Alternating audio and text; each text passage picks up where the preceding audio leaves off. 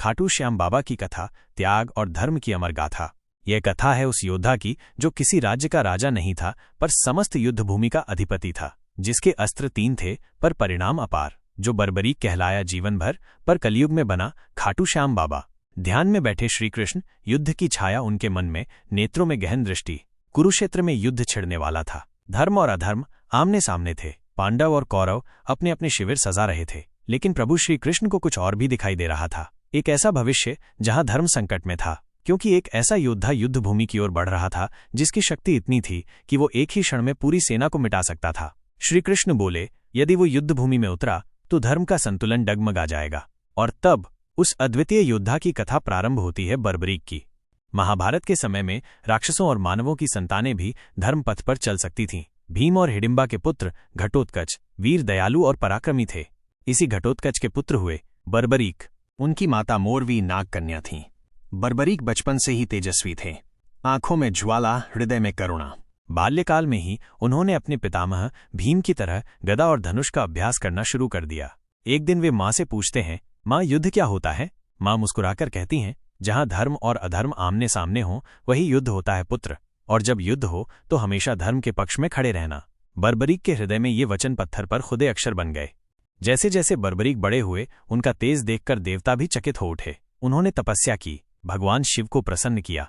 शिवजी प्रकट हुए और बोले, हे बर्बरीक, तू सच्चा साधक है, मैं तुझे देता हूं 3 अमोघ बाण। पहला बाण जिससे तू शत्रुओं को चिन्हित करेगा, दूसरा बाण जिससे तू सारे चिन्हित शत्रुओं को नष्ट करेगा, तीसरा बाण जिससे सब कुछ फिर से पहले जैसा कर सकता है। साथ ही भगवान अग्नि ने उन्हें एक धनुष दिया जो ब्रह्मास्त्र से भी अधिक शक्तिशाली था। अब बर्बरीक थे 3 बाणों के स्वामी, वीरता के प्रतीक और नीति के अनुगामी। जैसे जैसे कुरुक्षेत्र का युद्ध समीप आता गया, बर्बरीक के कानों में चारों ओर से खबरें आने लगीं। कौरव और पांडव भाई भाई अब शत्रु बन गए थे। माँ से पूछा, माँ क्या मैं इस युद्ध में भाग लूं? मोरीवी ने कहा, यदि तू धर्म के लिए लड़े तो अवश्य जा, पर न्याय को पहचान।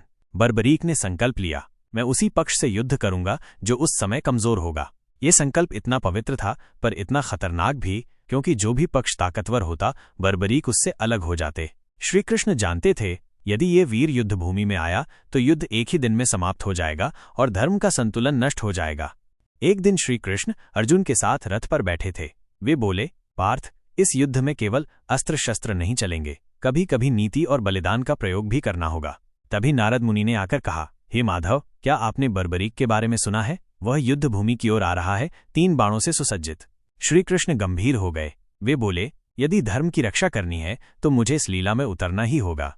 और तब आरंभ हुई श्रीकृष्ण की बर्बरीक से भेंट की लीला। श्रीकृष्ण ने साधु का वेश धारण किया, हाथ में कमंडल, माथे पर तिलक, नेत्रों में तेज। बर्बरीक अपनी पूरी शक्ति के साथ कुरुक्षेत्र की ओर बढ़ रहे थे। साधु ने उन्हें मार्ग में रोका। हे वत्स, तुम इतने अस्त्र शस्त्र के साथ कहाँ जा रहे हो? बर्बरीक ने हाथ जोड़कर कहा, मैं कुरुक्षेत्र की ओर जा रहा हूँ, वहां धर्म के लिए लड़ने वालों की आवश्यकता है। साधु श्रीकृष्ण ने पूछा, किसके पक्ष में युद्ध करोगे? जो पक्ष उस समय कमजोर होगा उसके साथ। साधु मुस्कुरा उठे, तो यदि तुम बार बार पक्ष बदलोगे तो अंततः तुम ही युद्ध जीत जाओगे, क्या ये न्याय है? बर्बरीक चुप हो गए। तब श्रीकृष्ण ने कहा, यदि तुम सच में धर्म के रक्षक हो तो क्या तुम मुझे अपना शीश दान कर सकते हो? बर्बरीक समझ चुके थे, ये कोई साधारण ब्राह्मण नहीं, ये हैं स्वयं श्री कृष्ण। बिना एक क्षण की देरी के उन्होंने कहा, प्रभु, यदि मेरे बलिदान से धर्म की रक्षा होती है तो ये शीश अर्पण है। और उसी क्षण एक तेज तलवार ने बर्बरीक का शीश पृथ्वी से अलग कर दिया। न रुदन न मोह, केवल समर्पण था। साक्षी बना कुरुक्षेत्र, साक्षी बना धर्म और साक्षी बना स्वयं श्री कृष्ण। हे वीर, तू केवल योद्धा नहीं, तू धर्म का प्रहरी है। तू वो है जो अहंकार नहीं, त्याग में विश्वास करता है। कलयुग में तू मेरा रूप बन जाएगा। लोग तुझे श्याम बाबा कहेंगे, तेरा धाम होगा खाटू धाम। और जो भी भक्त तुझे सच्चे हृदय से पुकारेगा, तू उसकी रक्षा करेगा, जैसे आज तूने धर्म की रक्षा की। ये कहकर श्रीकृष्ण ने उनके शीश को कुरुक्षेत्र की एक ऊंची पहाड़ी पर रखवा दिया, जहां से वो पूरा युद्ध देख सके।